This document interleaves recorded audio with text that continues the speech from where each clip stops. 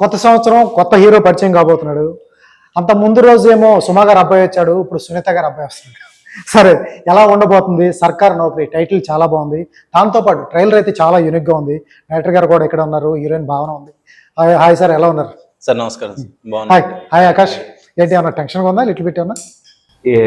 Yeah అండి, mixed emotions. అంటే exciting గా కూడా ఉంది, ఫైనలీ వస్తుంది అని అంతే టెన్షన్ గా ఉంది. ఎందుకంటే డెబ్యూ ప్రతి ఆర్టిస్ట్ కి ఉండే ఒక ఫస్ట్ ప్రాజెక్ట్ అనేది వెరీ స్పెషల్ మూవీ. అది అన్ని రకాల ఎమోషన్స్ నడుస్తున్నాయి ప్రస్తుతానికి.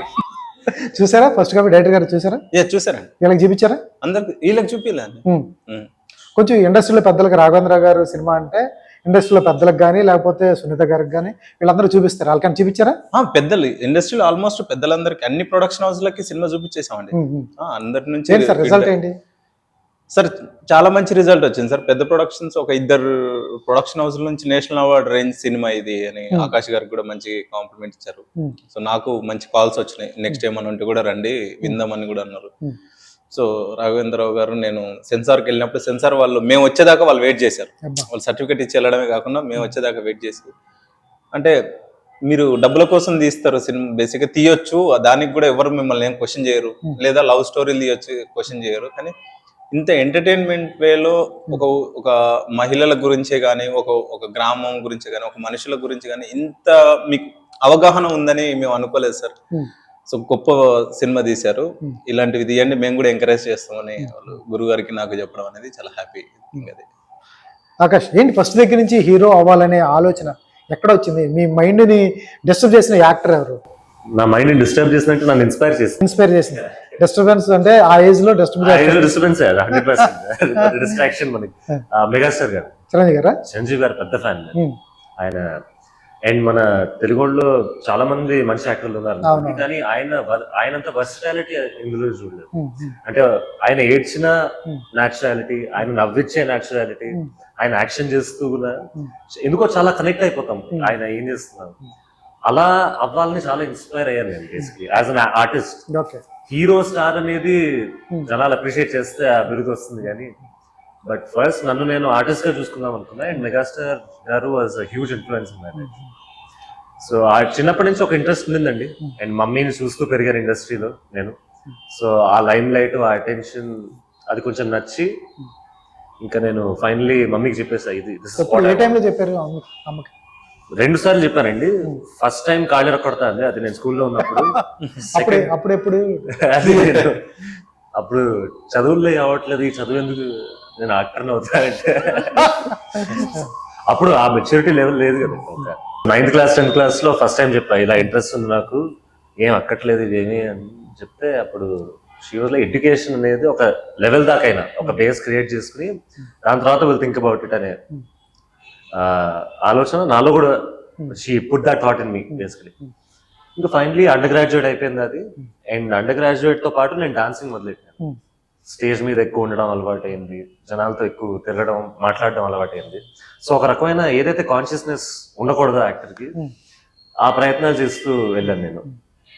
అల్టిమేట్లీ అండర్ గ్రాడ్యుయేట్ అయిపోయిన తర్వాత ఐ వాంటెడ్ టు ట్రై. అది ఎంతవరకు సక్సెస్ అవుతామో ఎవరికి తెలియదు అది. So I just wanted to try and follow my interest. అది నేను సునీత గారి గురించి కాకుండా మీకే సపరేట్ గా రోల్ వచ్చింది, మిమ్మల్ని చూసిన తర్వాత మీరు సునీత గారు అబ్బాయి తెలిసిందని చెప్తారు.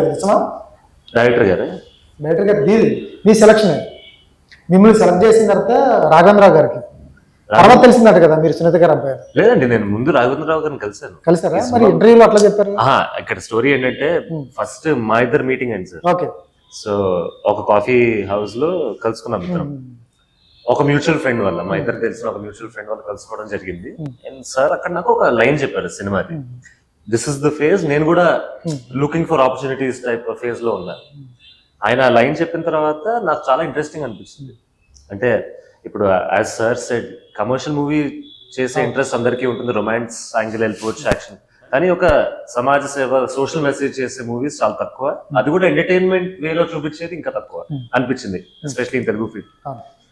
సో నాకు స్టోరీ నచ్చిన తర్వాత, నేను సునీత గారు అబ్బాయిని నాకు తెలియదు, ఈ ప్రాజెక్ట్ ప్రొడ్యూసర్ రాఘవేంద్రరావు గారు నాకు తెలియదు. సో మా ఇద్దరం కనెక్ట్ అయిన only basis script. That is where lot of confidence came sir. అది స్టోరీ అక్కడ. సూపర్. పవన్ గారు ఎక్కడ చూసినా ఈ మధ్యన మీరే కనపడుతున్నారు హ్యాష్ ట్యాగ్ మాయలో. మంచిదే.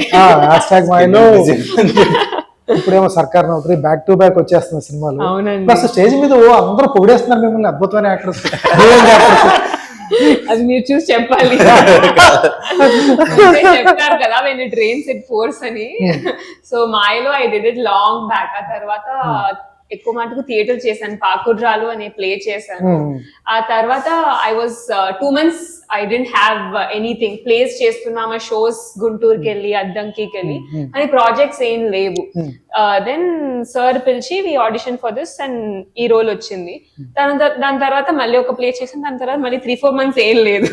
సో ఇప్పుడు మీరు ఎక్కడ చూసినా అక్కడ కనిపిస్తున్నారంటే it's all the effort of last 2 years. అది స్టేజ్ ప్లే కష్టమా, ఇది కష్టమా?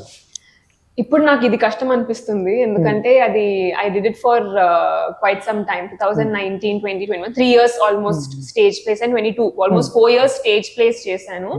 అండ్ కెమెరా ముందు యాక్టింగ్ ఎందుకు కష్టం అవుతుందంటే కొత్తది కాబట్టి చాలా నేర్చుకుంటున్నాను. ఎలా అంటే నేను ఒకే సీన్ అన్ని సార్లు చేయాలని నాకు అప్పుడే అర్థమైంది. అది క్లోజ్అప్ లో ఒక్కసారి చేయాలి, వైట్ షాట్ లో ఒక్కసారి చేయాలి, సజెషన్ లో ఒక్కసారి చేయాలి. అండ్ టెక్నికల్ ఇష్యూస్ కూడా చాలా ఉంటాయి. సో మనం బెస్ట్ టేక్ ఇచ్చాము అని సాటిస్ఫై అయినప్పుడు లైటింగ్ బాగాలేదు, లేకపోతే ఎవరో అడ్డొచ్చారు, అలాంటి చాలా విషయాలు అవుతుంటాయి. So lot of factors play role. And also take ఇచ్చేటప్పుడు అండి there'll be a lot of noise. అంటే అది రెడీ చేసుకుంటారు, ఇది రెడీ చేసుకుంటారు. సడన్లీ యాక్షన్ అన్నప్పుడు you will have to forget everything and you have to be present in that moment. అది నాకు చాలా కష్టం అనిపిస్తుంది ఇప్పుడు కూడా. బికాస్ స్టేజ్ షోలో 7 o'clock షో స్టార్ట్ అవుతుంది. 6:30 నుండి అన్ని రెడీ అయి కూర్చొని 6:30 నుండి we don't talk to anyone. Prepare అయ్యి 7 o'clock on the stage we go. At stage 2 hours అయిపోయింది అంతే స్టేజ్ ప్లే. కానీ ఇది అలా కాదు. 2 months ఆ క్యారెక్టర్ లో ఉండాలి. అండ్ వెళ్ళిన తర్వాత మేకప్ హెయిర్ చేసుకుని మేబీ 2 hours క్యారవాన్ లో వెయిట్ చేయాలి. అప్పుడు మైండ్ సెట్ ఎలా ఉంటుందో తెలీదు. షార్ట్ అంటే సెట్ కి వచ్చిన తర్వాత మళ్ళీ మాస్టర్ నుండి when they shift to close changes జరుగుతాయి కదా, అప్పుడు కూడా వెయిట్ చేయాలి. సో చాలా వెయిటింగ్, తక్కువ యాక్టింగ్. కానీ ఆ 1 minute లో we have to create magic. So అది నేను ఇప్పుడే నేర్చుకుంటున్నాను ఎలా చేయాలి. చాలా పేషెన్స్. ఈ మధ్యకాలంలో థియేటర్స్ చేసిన వాళ్ళు క్యారెక్టర్ ఆర్టిస్టులు అవుతారు, మంచి ఆర్టిస్టులు అవుతారు. బట్ హీరో హీరోయిన్స్ వచ్చింది తక్కువ కదా థియేటర్స్ నుంచి, చాలా రేర్ అనుకుంటా. అంటే నేను విన్నది వచ్చి విజయ్ దేవరకొండ గారు సూత్రధార్లో విజయ్ వర్మ గారితో చేసి వచ్చారని. సో ఇంకెవరున్నారు అంటే బాలీవుడ్ లో మనం చాలా మటుకలా చూస్తాము. Everyone film school or theatre school చేసి వచ్చిన వాళ్ళే మేబీ తెలుగు ఇండస్ట్రీలో ఇప్పుడు వస్తున్నారు. ఎట్లా చూసారు సార్ ఈయన భావనా గారిని ఎక్కడ పట్టుకున్నారు? చేస్తున్నప్పుడు చూసారు? లేదు సార్, తను ప్లే చేసింది కూడా నేను ఫస్ట్ చూడలేదండి. తర్వాత హీరోయిన్ క్యాస్టింగ్ వచ్చినప్పుడు మనం రాఘవేంద్రరావు గారి దగ్గర ఉండి హీరోయిన్ కోసం వెతకడం అనేది చాలా విచిత్రమైన ఆలోచన. ఎందుకంటే సార్ ప్రొఫైల్స్ చాలా ఉంటాయి. మనం ఈ రోజు నేను ఫస్ట్ లో షాక్ అయ్యాను. జస్ట్ ఇలా కూర్చుంటే డైలీ ఒక 20 మంది అలా వచ్చి వెళ్ళేవాళ్ళు. కొత్త సార్ బ్లెస్సింగ్స్ కోసం అనేది సార్ మేము యాక్టింగ్ అనేది ఇలా వచ్చేవారు కదా. సో నేను ఆప్షన్ సార్కే ఇచ్చాను. సార్ మనకు వచ్చిన ది బెస్ట్ ప్రొఫైల్లో ఏదైనా ఉంటే చెప్పండి సార్, మనం వెతకడం కంటే మీరు చూసిన వాళ్ళలో చాలా బెస్ట్ పర్ఫార్మర్ అయ్యండి మంచి యాక్టర్ అని మీకు అనిపించిన వాళ్ళు ఎవరంటే చెప్పండి సార్, వాళ్ళని తీసుకుందామంటే ఈ అమ్మాయిని సజెస్ట్ చేశారు. సార్ అప్పుడే మీరు మాట అయితే ఇవ్వకండి, మనం ఒకసారి ఆడిషన్ చేసుకొని వర్క్షాప్ చేసినాక చెప్తాము. నీ ఇష్టం, అమ్మాయి అయితే ఒకసారి వస్తే చూడు. సో తను రాగానే నేను ఫస్ట్ అయితే కథ చెప్పాను, లైన్లే చెప్తా. ఎందుకంటే నాకు అమ్మాయి ఒకవేళ సింక్ అయ్యో లేకపోతే క్యారెక్టర్ నాకు సింక్ అయినప్పుడే మళ్ళీ కథ చెప్పడం స్టార్ట్ చేస్తాను నెక్స్ట్ డే. సో నేను ఫస్ట్ టైం అమ్మాయితో మాట్లాడినప్పుడు కథే చెప్పేశాను, లైన్ కూడా చెప్పలేదు. ఎందుకంటే నాకు మీకు కావాల్సిన క్యారెక్టర్ అందులో. సో నేను ఎట్లాగైతే విలేజ్ లో ఒక హోమ్లీగా కొత్తగా పెళ్లి అయినప్పుడు ఒక అమ్మాయి ఎలా ఉంటది అనేది నాకు పర్ఫెక్ట్ గా ఆ రోజు అంత మోడర్న్ గా ఉంది. ఆవిడలో మీకు పల్లెటూరు అమ్మాయి ఎక్కడ కనపడుతుంది? ఇంత మోడల్ ఏం, నేను ఇప్పుడు ఇలా డ్రెస్ అయి కూర్చున్నా కానీ అప్పుడు వచ్చినప్పుడు ఎలా వచ్చా గుర్తులేదు, మర్చిపోయా. నాకు కూడా గుర్తులేదు. జీన్స్ టీ షర్ట్ కాదు, షర్ట్ అనుకుంటా. సో అది చూసినప్పుడు పర్ఫెక్ట్, ఎందుకంటే ఐస్ కానీ అవి కానీ ఎంత మోడర్న్ గా నాకు కనపడ్డా నాకు విలేజ్ అమ్మాయి లాగే కనపడేది. అవుట్. సో అది కాంప్లిమెంటా ఇన్సల్టా? అది చాలా ట్రెడిషనల్ గా కనపడ్డరా. సో నేను ఫస్ట్ చెప్పినప్పుడు అన్నాను, అమ్మ మీరు చాలా ట్రెడిషనల్ గా ఉన్నారు. ఆవిడకి డౌట్ వచ్చింది, అది కాస్టింగ్ ఏమన్నా రాంగ్ తీసుకుంటున్నారు, జీన్స్ షర్ట్ వేసుకొని వస్తే చాలా ట్రెడిషనల్ గా ఉన్నాడు. సో ఆవిడ కథ చెప్పాను, తను వచ్చింది, ఇమ్మీడియట్ గా వర్క్ షాప్ కు రెడీ అయిపోయాం. సో సార్ ఇచ్చిన ఆప్షనే. Super sir. అయితే ఆకాష్ విషయానికి వస్తే చాలా మంది మీకు తెలియదే ఉంది ఇండస్ట్రీలో, చాలా మంది కథలు చెప్తారు, పెద్ద పెద్ద హీరోలతో అనుకుంటాం మనం, మీరు డైరెక్టర్ గా రాసుకున్నాం, పెద్ద హీరోతో చేయాలనుకుంటాం. వాళ్ళంతా స్టోరీలు వెనకో, లేకపోతే వాళ్ళకి 3-4 సంవత్సరాలు ఖాళీ లేకపోతే మనం సెకండ్ రోకి వస్తాం, థర్డ్ రోకి వస్తాం. ఈ బ్యాచ్ లో ఆకాష్ తో చెప్పడం జరిగిందా, లేకపోతే ఈ కథ నేను ఆకాష్ కోసం రాశానని ఇట్లా చెప్తాను? కథే రాసుకున్నానండి, నాకు ఎవరు బ్రెయిన్ లో లేరు. ఇలాంటి కథకు ఒక ఇన్స్పిరేషన్ అనేది ఒకటి ఉండదు కదండి. నేను ధనుష్ గారిని ఎప్పుడు బ్రెయిన్ లో పెట్టుకొని రాసేది, ధనుష్ గారిని. సో ధనుష్ గారిని రీచ్ అవ్వడం అంత ఈజీ ఏం కాదు, బట్ ఒక ఊహనే కదా, ఖర్చు అయ్యేది ఏం లేదు కదని అది ఒక పెట్టుకుని రాస్తాము. దాని తర్వాత కొన్నిసార్లు హిందీలో రాజ్ కుమార్ రావు, ఆయుష్మాన్ ఖురానా వీళ్ళు కొన్నిసార్లు ఆ ఫిగర్ ని పెట్టుకొని కొన్ని సీన్లు, అంటే ఒక పర్సనాలిటీ కావాలి కదా ఊహించుకోవడానికి, అవి చేసేవాళ్ళం.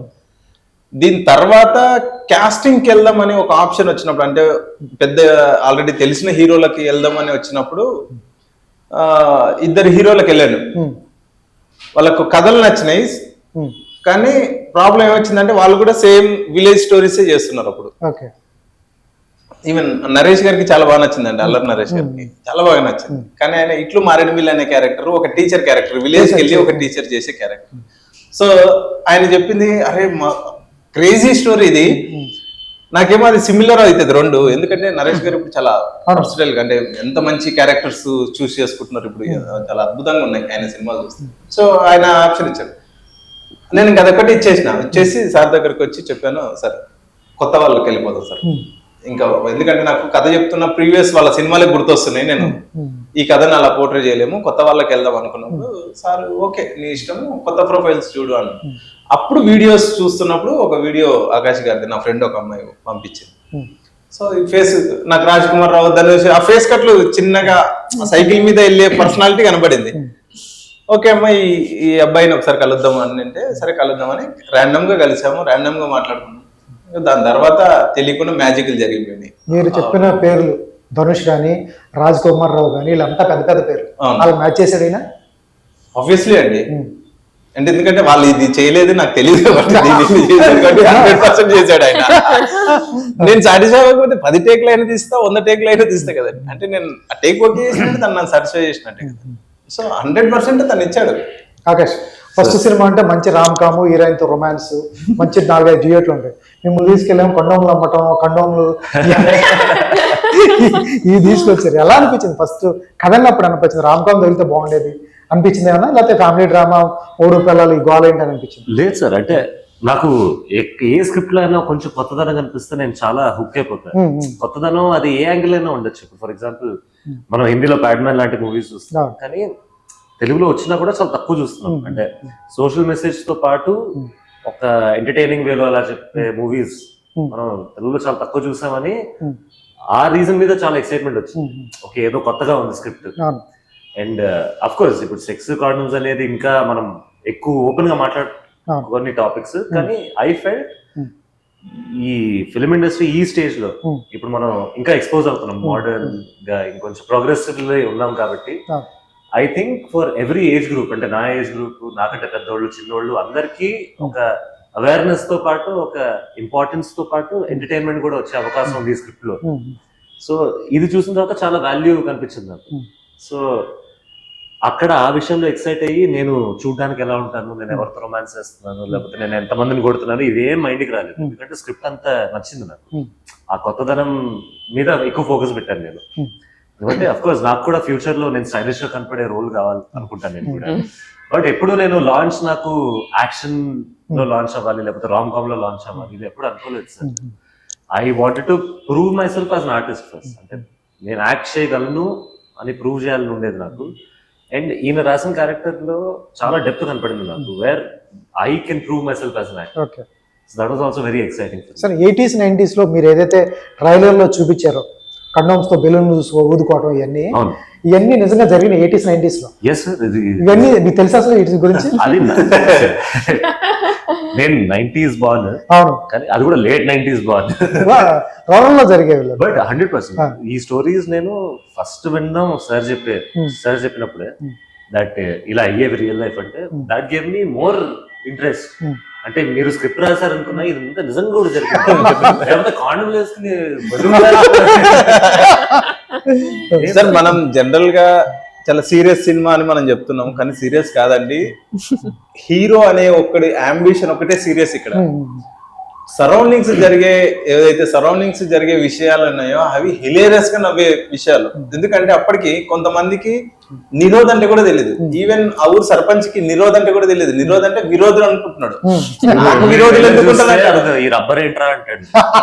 అంటే అప్పటిదాకా వాళ్ళు వాడలేదు. 80s 90s లో ఇంకా వాడని వాళ్ళు కూడా కొంతమంది ఉంటారు, చూడని వాళ్ళు కూడా ఉంటారు. ఏదో రోగం వస్తుంది అంటారు, రోగానికి ఏదో పెట్టమంటాడు అనేది. సో జనాలు అలా ఆ ఊర్లో సర్పంచ్ ఎలా అంటాడు అంటే రివర్స్ అయిపోయి సర్పంచ్ ఏంట్రా అని అమ్మ ఊరంతా గవర్నమెంట్ వాళ్ళు వచ్చి ఎట్లా వండుకోవాలని వాళ్ళే చెప్తారు, ఏం పెట్టుకోవాలని వాళ్ళే చెప్తారు. ఇంకా మేమెందుకు మా జీవితం ఎందుకు రా వీళ్ళు. పిల్లలేమో ఇష్టం వచ్చినట్టు బోరింగ్ కి పెట్టి వాటర్ కొట్టుకున్నాడు, బెలూన్స్ లాగేసుకొని తలలో తీసుకొని, అదంతా చాలా విచిత్రమైన ప్రపంచం మనం చూపించేది. కానీ ఇది మనం చూసింది, కొత్త ప్రపంచం ఏం సృష్టించలేదు, మనం చూసింది. ఇది ఆల్మోస్ట్ 90s ముందు 80s లో ఆల్రెడీ తెలిసింది. దానివల్ల 80s లో పుట్టిన వాళ్ళు దానివల్ల దెబ్బలు తిన్న పిల్లలే లేరు, ఏదో రకంగా దెబ్బలు తిన్నోళ్ళే. సో ఆబ్వియస్లీ నేను కూడా ఆడుతూ ఆడుకున్నవే. 80s వాళ్ళు చూసినప్పుడు అలా రిలేట్ అవుతారు, అవును రైట్ జరిగిందని. నాలాంటి 90s కిడ్స్ చూసినప్పుడు ఇలా కూడా జరుగుతుంది. ఇంకా నాకంటే కింద జనరేషన్ చూస్తే అసలు ఏం జరుగుతుంది. కానీ ఎంటర్టైన్మెంట్ మాత్రం ప్రతి 3 జనరేషన్స్ మాత్రం అందుతుంది. ఆర్ ఏదో ఒక కొత్తతనం ఇన్ ఫిల్మ్ మేకింగ్ అయితే కనపడుతుంది, which is the beauty of this. అంటే ఇప్పుడు మీరే చూస్తున్నారు, ఇప్పుడు ఈ కంటెంట్ మీద మనం ఎక్కడ చూడలేదు. సో ఇది చాలా సీరియస్ వేలో మనం ఒక సోషల్ మెసేజ్ అండర్ కరెంట్ గా ఒక సోషల్ మెసేజ్ పోతూ మనం ఇలాంటి తీయడం అనేది, సో అది గొప్ప విషయం. అందుకేనేమో సారు, ఎందుకంటే ఈ దీని వల్ల ఎఫెక్ట్ అయ్యేది ఎక్కువగా లేడీసే. అప్పుడు ఉన్న హెల్త్ ప్రాబ్లమ్స్ కానీ అవి కానీ ఏ అబ్బాయి ఏ ఎఫెక్ట్ చేసినా అమ్మాయిలకి ఎఫెక్ట్ అయ్యేది, అంటే వైఫ్ కానీ పిల్లలకు కానీ ఇలా. సో ఆ అండర్ కరెంట్ గా అది ఉంది. సో కాబట్టి ఎమోషనల్ గా అంత హెవీ అయింది సినిమా మాకు. ఏమన్నా అన్కంఫర్టబుల్ గా ఫీల్ అయ్యారా భావన గారు ఈ స్టోరీ చెప్తున్నప్పుడు కానీ, కండోమ్స్ గురించి చెప్తున్నప్పుడు? లేదండి, ఊర్లో వాళ్ళకి తెలియదు, మీరు ఊర్లో షూట్ చేస్తారు, అక్కడే ఉన్న అన్కంఫర్టబుల్ గా ఫీల్ అయ్యారా? Not at all. స్టోరీ చెప్తున్నప్పుడు actually this is a movie about HIV, not denying it, కానీ సోషల్ మెసేజ్ ఉంది. కానీ there's a lot of emotion and drama, family, అంటే importance of family and love stories ఉన్నాయి, and comedy ఉంది తనికల బర్ని గారిది. So నాకు అవన్నీ కనిపించాయి కానీ, అండ్ సోషల్ ఇష్యూ ఉంది, but everything else dominated it for me. So మంచి story with a social message, main social message కాదు అని I felt it. And village లో కూడా they were all very friendly అండి. అంటే కాండమ్స్ తో ఆడే కిడ్స్ వాళ్ళందరూ కూడా అక్కడ నుండే తీసుకొచ్చారు. So they were all very what to say, respectful about our story and interested. అంటే ఇదంతా జరుగుతుందంటే వాళ్ళు కూడా వచ్చి నించుని చూసి they were all having fun. So అలా ఏం అన్కంఫర్టబుల్ గా అనిపించింది. సార్ అంటే 2 రకాలుగా ఉంటాయండి. మనం సోషల్ మెసేజ్ అనేది 2 టైప్స్ ఉంటాయి. మనం ఇప్పుడు సిగ్నల్ క్రాస్ చేస్తున్నాం అనుకోండి, అంటే ర్యాండమ్ గా వెహికల్స్ వెళ్తున్నా మనం క్రాస్ చేస్తున్నప్పుడు ఒక అతను ఇలా చేతులు జోడించి ప్లీజ్ వెహికల్స్ ఆగినప్పుడు మాత్రమే వెళ్ళండి అనేది ఒక రకమైన మెసేజ్ అండి. అపార్ట్మెంట్ నెత్తికెట్టి కొట్టి గాడి కొడుక అన్ని వెహికల్స్ పోతున్నాయి ఆగిపోవచ్చు కదా అనేది ఒక మెసేజ్. 2 మెసేజ్లే. సో ఇందులో ఎంటర్టైన్మెంట్ ఉండొచ్చు, ఇందులో ఒక క్రమశిక్షణ లాగా ఉండొచ్చు. మనం మెసేజ్ ఇవ్వాలనుకున్నప్పుడు ఇప్పుడున్న ఆడియన్స్ ఎలా రిసీవ్ చేసుకుంటారు అనే పర్స్పెక్టివ్ లో మనం వెళ్తే చాలా ఈజీగా కనెక్ట్ అవుతుంది జనాలకి. సో వర్షన్స్ అలా ఉంటాయి అన్నమాట. అంటే ఎక్కడ అనిపించింది ఒక కండోమ్ పెట్టుకుని కండోమ్ బ్యాక్ డ్రాప్ లో సినిమా తీసేయాలని? సరే రియల్ లైఫ్ స్టోరీ సార్ ఇది. అది థాట్ అలా స్టార్ట్ అవ్వలేదు అనుకుంటా. కండోమ్ మీద సినిమా తీస్తే బాగుంటుంది కదా. ఎంత లైన్ ఎలా వచ్చింది మీకు? ఒక చిన్న సరే ఇది అంటే ఎట్లొచ్చిందో నాకు కూడా తెలియదు సార్, బట్ ఎలా స్టార్ట్ అయింది అనేది అయితే తెలుసు. ఎందుకంటే ఈ ప్రాబ్లమ్స్ నా సినిమాలో ప్రతి క్యారెక్టర్ నేను చూసిందే.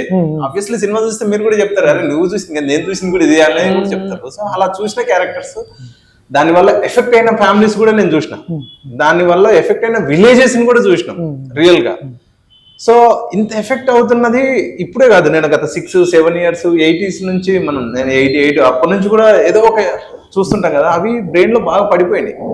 ఎప్పుడైతే మనకు సినిమాకి వచ్చినాక కూడా ఇంకా అవి రివైండ్ చేసుకుంటున్నాం అంటే చాలా స్ట్రాంగ్ పాయింట్స్ అవి. సో అప్పుడు నేను దాన్ని రాయడం స్టార్ట్ చేసేటప్పుడు చిన్న ఫిక్షన్, హెల్త్ ఆఫీసర్ ఒక అతన్ని చూసేవాడిని మా ఊరు సైడ్. ఆ హెల్త్ ఆఫీసర్ ఇలాంటి క్యారెక్టర్ అయితే ఏంటి అనేది ఇది ఫిక్షన్ అండి, మిగతాదంతా రియల్. సో దీన్ని ఆ క్యారెక్టర్ ని ఇలా షిఫ్ట్ చేసుకున్నాం. ఆకాష్ గారు హెల్త్ ఆఫీసర్. అవునండి.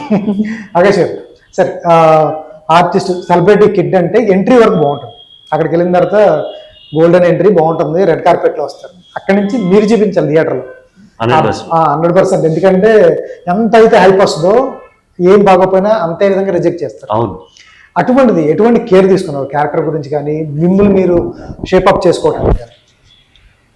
మీరు చాలా మంచి పాయింట్ చెప్పారు సార్. ఎందుకంటే నెపోటిజం అని ఎప్పుడు మనం మాట్లాడుకుంటూ ఉంటాము, ఛాన్స్ వచ్చేదాకే అంటే తలుపు తెరిచేదాకే అవును సపోర్ట్. సునీత గారు తలుపు తెరిచే వరకే, అక్కడి నుంచి మీరు. సో అది ఏంటంటే చాలా మంది చెప్పరు, ఈజీ ఈజీ ఈజీ అనుకుని కెరియర్ మొత్తం ఈజీ అనుకుంటారు. సో అది కాదు, డోర్ తీసి నేను నడవాలి లోపలికి. So thank you for saying that. So one thing people are expecting is performance కదా. ఎండ్ ఆఫ్ ద డే ఇప్పుడు నెపోటిజం అని ఎందుకు పెరిగింది, వాళ్ళకి కావాల్సిన పర్ఫార్మెన్సెస్ రావట్లేదు ఈ స్టార్ కిడ్స్ నుంచి, అంతే. దాన్ని ఎలా ట్యాకిల్ చేయాలంటే మన క్రాఫ్ట్ మనం రోజు పెంచుకుంటూనే ఉండాలి. సో నేను ఫర్ ఎగ్జాంపుల్ తేజ్ గారి దగ్గర ట్రైన్ అయ్యాను యూకా ఇన్స్టిట్యూట్ లో. అది even though it's not a very famous institute, వచ్చే బ్యాచ్ తక్కువ ఉన్నా ఆయన మాకు ఇచ్చిన క్రమశిక్షణ అయితే అసలు ఎంత బాగుండిందంటే, మాకు క్రాఫ్ట్ ఈజీగా అర్థమైపోయినట్టు, ఏ రోల్లో ఎంత త్వరగా వెళ్ళొచ్చు, ఏ విధంగా వెళ్ళొచ్చు, అండ్ ఆ ఇమోషన్ అనేది ఇప్పుడు మనం బాధపడుతున్నాం అంటే పక్కడికి అర్థం వాళ్ళు నువ్వు బాధపడుతున్నావు, అది ఎలా పోర్ట్రే చేయొచ్చు, ఇలాంటి చిన్నవన్నీ డీటెయిలింగ్. అది చాలా ప్రాక్టీస్ చేశాను నేను. అల్టిమేట్లీ బాధ అంటే ఇట్లా పోర్ట్రే చేయాలి, ఒక జోక్స్ అంటే ఒక న్యాచురల్, అది ఎందుకంటే న్యాచురాలిటీ ఎలా తేవాలో అనే దాని మీద చాలా ఫోకస్ పెట్టారు. సో దట్ అల్టిమేట్లీ నేను స్క్రీన్ మీద కనిపించినప్పుడు ఐ షుడెంట్ బి అన్డిజర్వింగ్. ఎప్పుడు కూడా అన్డిజర్వింగ్ అలా మార్క్ పడిపోతే ఒక ఆర్టిస్ట్ మీద, that is the worst thing అనిపిస్తుంది. ఫ్యూచర్ లో ఆకాష్ కథ చెప్పాలంటే సునీత గారికి చెప్పాలా, ఆకాష్ చెప్పాలి? అసలు ఫస్ట్ ఆకాష్ అంటే అఫ్ కోర్స్ అమ్మ ఇన్వాల్వ్ అవుతారు, నాకు కూడా ఇన్వాల్వ్ చేయడం ఇష్టం అమ్మని, but it shouldn't be like ఆవిడ ద్వారా ఇటు రావాలి అని ఉండకూడదు. I hope not. ఇప్పుడు ఇనిషియల్ నా కెరియర్ లో అఫ్ కోర్స్ అమ్మ నుంచి నాకు కొంతమంది తెలుస్తూ ఉంటారు, అండ్ మేబీ కొన్ని స్క్రిప్ట్స్ అలా కూడా రావచ్చు. But ultimately that is up to me to prove it that నేను ఒక ఆర్టిస్ట్ ని, నాలో కూడా ఒక కేపబిలిటీ ఉంది అని ఒక కాన్ఫిడెన్స్ మార్కెట్ లో వచ్చిన తర్వాత I think people will come to me directly. Sir Akash గారు పోస్టర్ లో కంటే ఇక్కడే బాగున్నాడు ఆయన. పోస్టర్ లో ఫస్ట్ వరకు అదే ఒప్పుకుంటా. ఏమన్నా బాగా అనిపిస్తుందా? డాన్స్ నెంబర్ లేవు దీంట్లో, డాన్స్ నెంబర్స్ ఉండవు కొంచెం. అడిగాను సార్ ప్రమోషనల్ సాంగ్ లో మనం ఇద్దరం డాన్స్ చేద్దామని, ఒప్పుకోలేదు. అంటే ఈ స్టోరీకి బాగుంటది అని చెప్పారు.